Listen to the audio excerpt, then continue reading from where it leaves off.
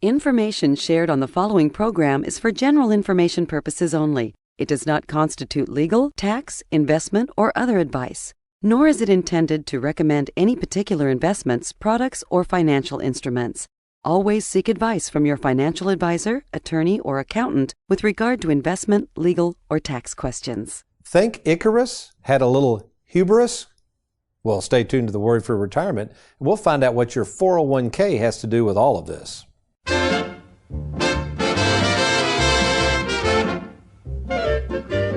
Welcome to the Worry-Free Retirement with best-selling author and fiduciary Tony Walker. If you got it, you don't need it. If you need it, you don't got it. You don't get it, shame on you. Funny, funny, funny what money can do. Them that have it get more of it. The less they need it, the more they love it. And it sticks to them like glue. Funny, funny, funny what money can do. Hubris, a word from the ancient Greek, describes a personality quality of extreme or foolish pride or dangerous overconfidence. There was a young lad in Greek mythology by the name of Icarus who had the same problem. In fact, as we'll talk about on today's show, The Worry-Free Retirement, we're going to make a correlation between this fella and his father equipping him with a set of wings to fly high and the danger it imposed to him and the hot old Mr. Sun, as my Hazel used to call it. But first, let's introduce the producer of The Worry-Free Retirement, our own Aaron Orander, who brought up this idea of talking about this fella Icarus and what it has to do with the risk you might be taking with your money. Good afternoon, Aaron. Hey, good afternoon, sir. How are you? I'm doing well, and we're kind of mixing things up today. We decided to record the Worry-Free Retirement radio show this afternoon. Had a little extra free time, which is unusual on a Monday. And we'll do the TV show tomorrow. So appreciate you and Derek clearing out the schedule here a little bit and arranging the studio. So what is today? We're day before Election Day. Can you believe it? It is the day before Election Day, November 2nd, 2020. Gosh. Okay, so this show would be on, when would this be on, Aaron? This show will be on December 3rd. This will be on in about a month. So assuming there's no hanging chads or all the votes are counted, we will have by then a new president. I guess. Possibly. I guess. We'll see, yeah. But folks, this is kind of an interesting topic we're going to get into. I know several weeks ago we, speaking of elections, covered this idea that no one can time the stock market and even can predict what might happen to the stock market depending on what president might be elected. But what we are going to get in today is something that concerns me a little bit, and that is the idea that savers could fall into this Icarus syndrome. And to introduce, just in case you're not familiar with the mythological character of Icarus, actually I was not, although when you explained it to me, I started remembering a little bit about my Greek mythology I took back in elementary school. But Aaron, if you would, explain who Icarus was and the purpose of the wings his father outfitted him with. So Icarus was a Greek mythological character, and his father Daedalus, hope I'm pronouncing that right, they were imprisoned on the island Crete, which is where the Minotaur was and the labyrinth and all that kind of stuff. Anyway, in order to get off of the island, the father, Daedalus, constructed wings that were made of feather and were held together by wax. And made a set for himself, made a set for his son Icarus, and before they took off to, fly across the Mediterranean Sea onto some different shoreland or whatever, he gave him two instructions. He said, one, don't fly too low to the seabed because the sea, the salt in the air or whatever, it'll dissolve the wax and it'll make your wings fall apart. You could fall in the water, you could drown. So that was the first instruction. The second instruction was he told his son Icarus not to fly too high towards the sun or close to the sun because the heat from the sun would cause the wax to melt. Thus, same kind of result, breaking apart his feathers and all that stuff. And then, being so high up in the air, he would have no transportation at all and he would plummet to his death into the water. And so, basically they took off and Icarus was just loving life, I guess. Flying high, right? Flying high. That's a good pun. Flying high, loving life, and did not heed his father's second instruction and flew too close to the sun. Wings melted, and Icarus took a tumble into the sea. And that was the end of Icarus. Did not listen to good old dad. Sounds like me when I used to coach my kids in baseball and basketball. They'd listen to everybody else but me. But so you might say, well, okay, Tony, that's an interesting story. And maybe that's coming back to your memory as well. But what does that have to do with me and my money, you ask? Well, here's my concern right now. And we have kind of created these two levels. So let's go back to Icarus. If you fly too high and get close to the sun, it's a four-letter word that fits well with our topic today. You could risk your life, right? You could get burned. Okay, so we all can see that visual of flying too close to the sun, and basically there goes your life. So we don't want to do that. We don't want to take a risk that way, especially if we don't have to. And that was interesting you said. Basically, the wings were serving the purpose. The purpose was not to get out and fly out and have fun. The purpose was to escape the Isle of Crete, right? Right. They were trying to escape with their lives, not, they weren't trying to like race each other or anything like that, But human nature kicked in, and we'll get to that in just a second. So why would Icarus, who had it made and was getting off the island, why would his human nature kick in and he had to test the waters, so to speak? Then the second thing, though, and it's what's going on right now with these low interest rates, the other extreme, so let's say you're saying, well, Tony, I'm not an Icarus. I would never, number one, I would never get in a wingsuit and fly around, nor would I get too close to the sun. I would definitely have heeded Icarus's father's warnings. I don't like risk, and we'll see maybe you like risk more than you think. But the second part to that is, if you get complacent and you're afraid to do anything, you never put on the wingsuit at all, right, Aaron? You can just stay on the shoreline. So here's the point of our show today, folks. What we're finding out is, first of all, with human nature, many of you, and I would say many of you savers out there listening to this show, because there's no interest to be had, or at least not from the banks, as many of you like to invest money there. I mean, CDs as of the date of this recording, maybe you could find one at 1% if you're lucky, maybe a tad higher, but basically that's not a lot of money. That's what we would call complacency. You're afraid to put any money out anywhere else, so you just don't do anything. That's not a good thing either. It's hard to get anywhere if you're just going to stay on the shoreline. But the second is risk, and that is obviously what Wall Street would have you believe, that you should put on the wings of Wall Street. You should be willing to invest in the stock market, even though we're going to talk about this. We know it's a gamble in many cases, especially if you're going to risk all your money. And you should not be worried about flying too high. So why is it that people will take risk and all of a sudden realizing that that risk can take hold of them? Interesting show coming up about this whole topic about risk, and also a special guest later to talk about the real element of risk, the one that's hardest to shake. You're going to learn some interesting things today on the Worry-Free Retirement. You stay tuned. I'm Tony Walker. I'll be right back.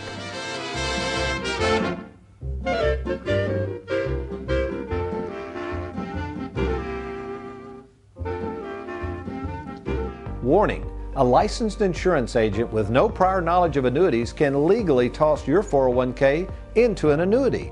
Don't make that mistake. Log on now to TonyWalkerFinancial.com before ever purchasing an annuity. Call me old-fashioned, but I love the fact that my husband takes care of all the finances. But if something happened to him, where would I turn? The grief associated with losing a spouse is hard enough. Don't make matters worse by not having a written game plan. Don't leave your future to chance. Get a game plan now with one of the most experienced and trusted names in the business. Log on to TonyWalkerFinancial.com. That's TonyWalkerFinancial.com.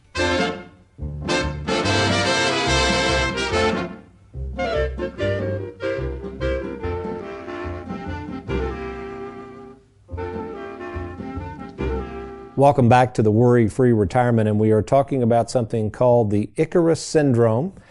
And actually, our own producer and America's favorite financial sidekick, Aaron Orander, stumbled across this article. I thought this was a fascinating article, Aaron, and I'll let you summarize it real quick, but it's called the Icarus Syndrome, Executives Who Fly Too Close to the Sun. Now, what is the gist of this? And these executives that tended to get, it looks like, according to this article, a little too maybe greedy or overambitious, and who do they drag along with them on this fun escapade of risk? Yeah, I think that the article mainly dealt with just greed within a corporation. It mainly dealt with people who were in the higher level, your CEOs, CFOs, people of that nature who might get a little overambitious about, well, our company's doing so well, why not go a step further? And I mean, it just gave different examples of people, investing in, shady stocks or, not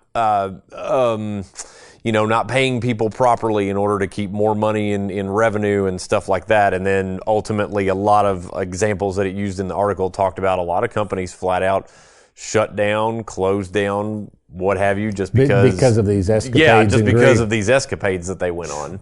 Yeah, so folks, the same thing can apply. And you say, again, Tony, how does this come to our money? Same thing can apply to you and your money. Remember, this show is dedicated to helping savers worry less about money. One of our jobs, now again, we don't mind putting a little bit of money at risk. When we're flying along with your money, we don't mind approaching the sun maybe just to get a little warmth, right, Aaron? Right. But what we don't want to do is get too close to the sun and burn up your life savings. And my concern is over the years, especially in this low interest rate environment, many of you are just taking way too much risk, and you feel like in order to make it in retirement, you have to take risk. And that is just, there's nothing further from the truth. Oh, incidentally, I've got to tell this quick story, Aaron. We were talking about Icarus's dad figuring out how to put all these wings together. And I'm assuming he put all that together safely. Remember I was talking about my dad was not the best mechanic in the world? Right. Okay, well, I'm going to have to admit something to you. I get in a hurry too, and I got to thinking about the first soapbox derby car I ever put together for my son Philip. Okay. Oh, this ought to be good. Oh, all this right, is I'm real listening. good. Okay. So anyway, and my wife, man, she about shot me after this incident. So again, and I'd actually had a guy come over and help me that had done one of these soapbox derby cars before. My son's like 11 or 12. So I put it together in the basement, and you have to follow all these strict guidelines. And of course, I'm thinking, okay, Philip, this thing looks awesome. And he goes, okay, Dad, what are we going to do? I said, we're going to go down here, right out next to the road here. There was a kind of a part of our road that went downhill, so this would be perfect. Now, keep in mind, I hadn't tested this out. Philip climbs into it. I let go. It gradually rolls, gets faster and faster. And I had noticed, but down at the bottom of the hill, there was a car parked on the left side of the road. Well, I noticed Philip is gradually going towards the car, and I'm hollering Philip. I go, turn the wheel. And he crashes into this truck. It's a truck, actually. It's very dangerous. I mean, I'm running down the hill chasing him. Come to find out, I'm fussing at him. Don't you know how to steer well? And he goes, Dad, I was. Well, we take the car back up. I had the guy that helped me fit it together. I said, what? He said, Tony, you had the steering mechanism on backwards. Ooh, so when Philip was turning the wheel, he was turning it properly. He was going the other way. Yeah. So we show up at the Turn soapbox left, go derby. right. This is the funny thing. Show up at the soapbox derby. People are looking at the dent in the front of his thing. We couldn't get it beat out. And I said, Philip, you got the intimidation factor thing happening, buddy. That's right. The Dale Earnhardt. They're looking at him going, ooh, he's been through this before. All right. But seriously though, folks, so what we decided to do in the studio, and I know you've met my brother, I call him Marty the drummer. My brother, Marty Walker, who is 3 years my senior, believe it or not, we're going to talk to Marty in just a second about this whole notion of being obsessed and the key obsession that he has found. My brother is actually a drug and alcohol counselor. He's been in the business over 40 years. Of all the addictions, Aaron, he has found to be the hardest to beat, but one that's susceptible to a lot of people, especially people that are competitive and want more and more, kind of like Icarus, is gambling. You don't think there's something tied to Wall Street with this, folks? Good stuff coming your way as we interview my brother Marty Walker to find out what's behind gambling and why do people get so addicted to it. I'll be right back.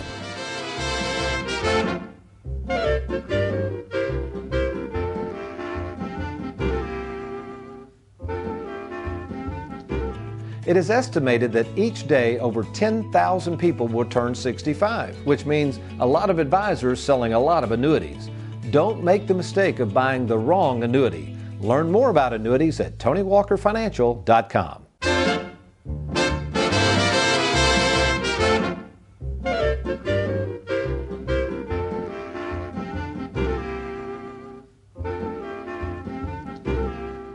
Welcome back to the Worry-Free Retirement, and we're talking about this concept called the Icarus syndrome and the idea of risking our money and taking unnecessary risks with it. And With us in the studio to talk about this subject matter of addictions is my favorite brother, Marty Walker, all the way from Lexington. Thank you so much for joining us this morning, Marty. Thank you for having me, Tony.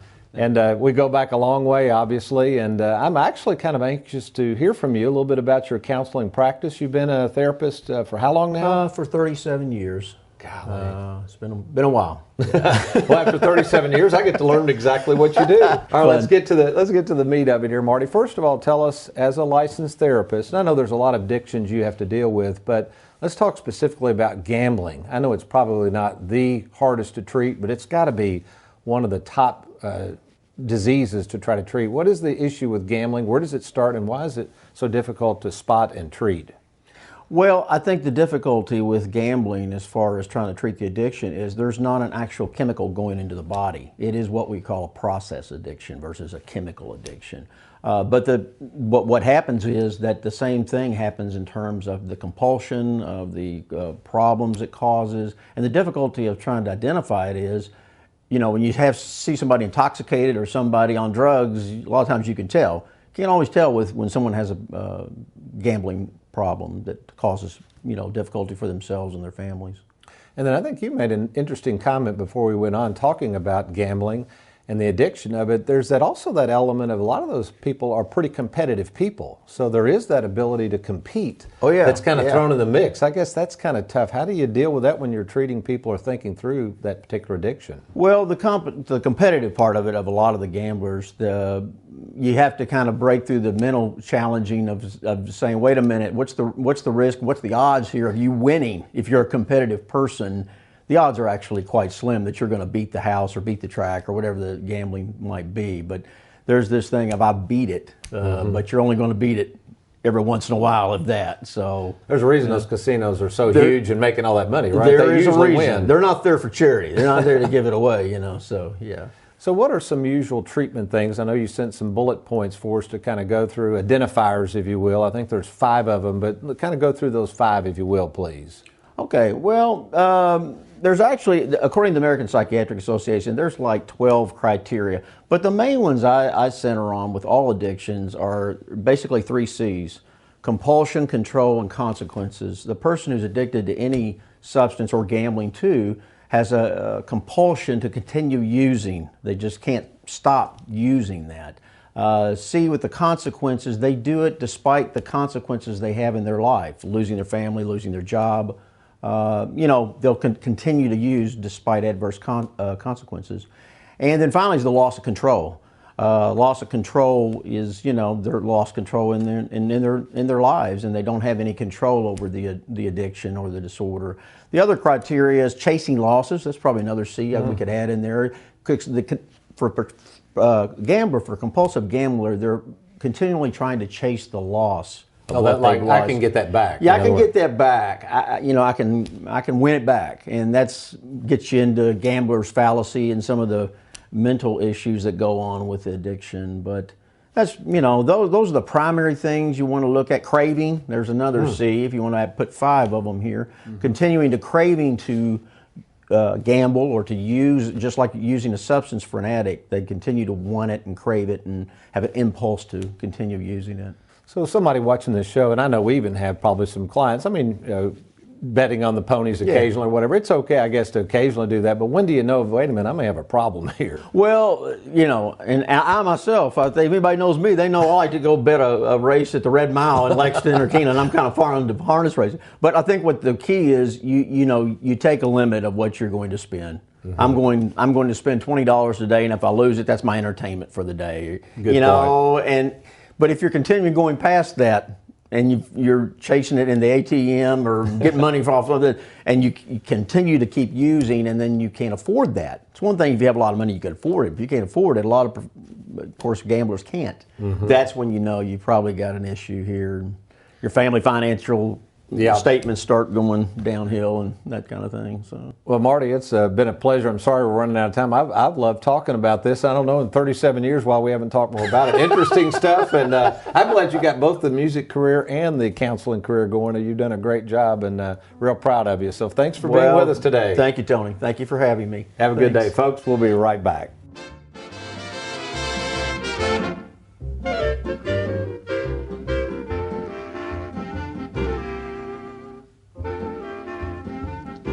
I am retirement specialist Tony Walker, and I just wanted to take just a couple of minutes to share with you a little bit about my story, my history in this business, and how we've become so successful in helping savers worry less about money. You know, over the past 35 years, I didn't always focus on the saver personality, as I like to call it. Years ago, I used to do a lot of money management. In fact, I've been licensed to sell securities and insurance products since 1986. So I've been able to see all of the major downturns the stock market can offer. But quite frankly, the worst downturn that I experienced personally in my practice was the tragic event of 9/11. You see, right before 9/11, if you go back in time, you could throw a dart at a dartboard and pick your stocks. Everything was doing well. And I guess I took it for granted that everything would always go up. In fact, most of my clients during the 90s were in the stock market and doing very, very well, quite frankly. But then, when they flew into those Twin Towers and everything came tumbling down, not only the Twin Towers, but for 3 years in a row, the stock market went down. I realized that, you know what? I don't like risking my money, and I don't like risking the money of my clients. So following 9/11, I took about the task of trying to find a product and a process that would not only protect my clients' money, but show them how to use and enjoy it, and thus the worry-free retirement process was born. Now, just to clear up some confusion, a lot of people know that we do a lot of annuities. In fact, some people kid in my business, call me the annuity king, because personally I've written about as many annuities as anybody in the country. So yes, I love fixed annuities, fixed indexed annuities, and fixed interest annuities. By the way, sometimes people will talk about variable annuities. We do not do variable annuities due to the risk and high fees associated with them. But besides writing a ton of annuities, I still have my roots buried in the investment world. So contrary to what many of our competitors might say, we do provide a great investment platform, one of the lowest cost investment platforms in the industry, currently using Charles Schwab as our custodian. So not only do you get myself with 35 years of experience, but you also get varying products. You get annuities. We offer life insurance.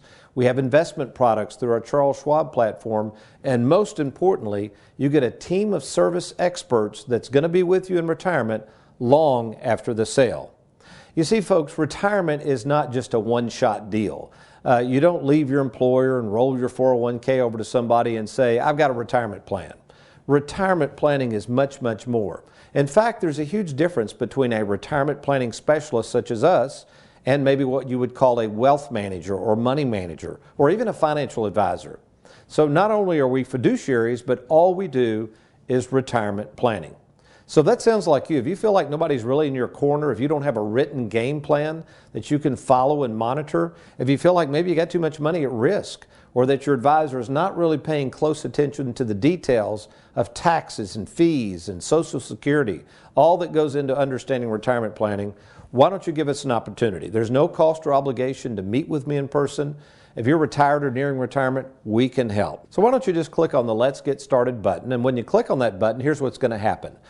Your information is confidentially sent to our office. We don't share that information with outsiders whatsoever. You will be then contacted and arrange either a phone call with myself or to meet in person to discuss your situation. Well, I look forward to talking to you soon.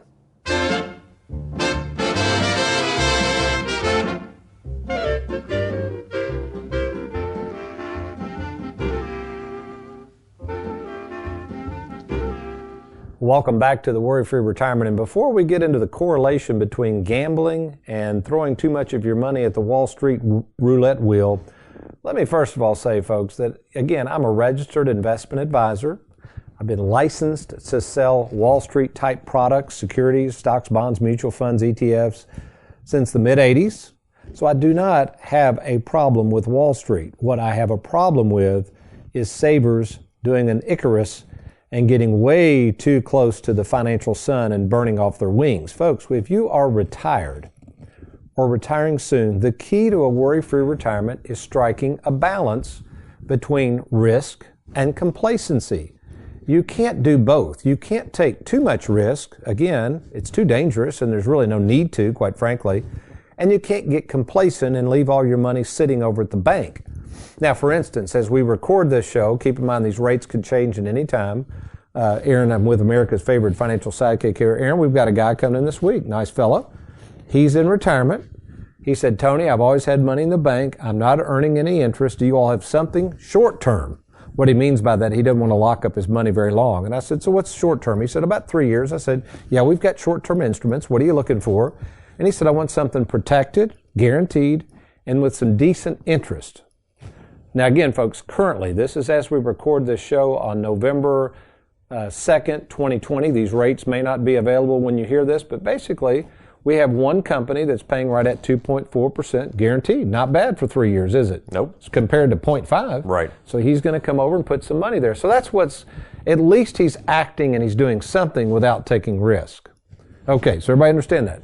So why does Wall Street, how are they so successful? How do they create so much chaos in the financial world by getting savers to put so much of their money there, or at least thinking they do, and we have to go to the casino? So before we were coming on, Aaron and I were talking about casinos. I've actually been in a few. I'm not a big gambler and don't have anything against people that gamble, but I just have never liked gambling because I don't like losing my money. I always lose. It seems like every time I gamble, I lose. But Aaron, what would you say a casino, what's very common in casinos? I think you even saw a documentary recently on this. What do all casinos have in common? What do all casinos have in common? Well, there's a couple of attributes to them. One, most, if not all of them, do not have clocks in them. And the reason that is because they want people to purposely lose track of time. They want people to think, well, I can play one more hand of blackjack, or, well, one more round, or, well, whatever. You know, they purposely do not have clocks in them so that people lose track of time. They also make sure that there's a lot of noise. They're not quiet places. They're very, very loud. And the documentary I saw talked about one of the reasons they're very loud and those machines are, pinging and being real loud is so that you don't hear the guy on the other end of the room who's falling apart because he just lost all of his savings on the roulette table. So that's very good. Very good. So what does Wall Street need? Well, Wall Street, kind of when you think about it, doesn't like a shot clock. They don't like clocks either because they kind of assume everybody's just going to live forever. For instance, let me give you an example here. I call this the peaks and troughs. In the long term, Aaron, what the Wall Street will always tell you is over the long term we've made 10, 11, 12%. Well, that's fine over the long term, but imagine you're retired folks. Let me imagine we went back at our last major stock market downturn, which was January 2000 through October 2002. It lasted for 685 days. Can you imagine being in the casino that long and just losing money over and over and over? Yeah. And you would have lost 37% of your life savings, folks, if you had done an Icarus and flown too close to the sun. So the market then got better. There were winners again, right? So you get this confidence, that hubris, all of a sudden. Well, I think you were saying in the break, there has to be some winners. That's right. If everybody's in there losing, it's going to be real quiet, real quick, because everybody's going to leave. Everybody will leave. But look here, you'll remember this, folks, and actually it started in October 2007, and the main turn down was March of 2009. It dropped over 50%. 50%. And then finally, the biggie, we just had this in February through August of 2020. In just 150 days, we lost 34%. So folks, you have to understand something. When you are flying close to the sun, when you are taking risk, when you are walking into the casino, when you're throwing everything on that Wall Street blackjack table, it gets very, very risky. So here's what I'm going to encourage you to do. Go to TonyWalkerFinancial.com. And when you're there, click on the Let's Get Started. Now, why would you do that? Because what we're going to do as fiduciaries, we're going to sit down with you and review your entire situation to, first of all, see how much risk you're actually taking, how much potential loss you could have in your assets. We're going to look at your 401k, your savings. We're going to look at all of that. We are a full-service retirement planning firm, and we're going to get it organized and lay out a game plan that provides that balance between not too much risk and not too much complacency. So take advantage of meeting with me in person, Tony Walker. Just log on to TonyWalkerFinancial.com or call 877-499-9255. That's 877-499-9255.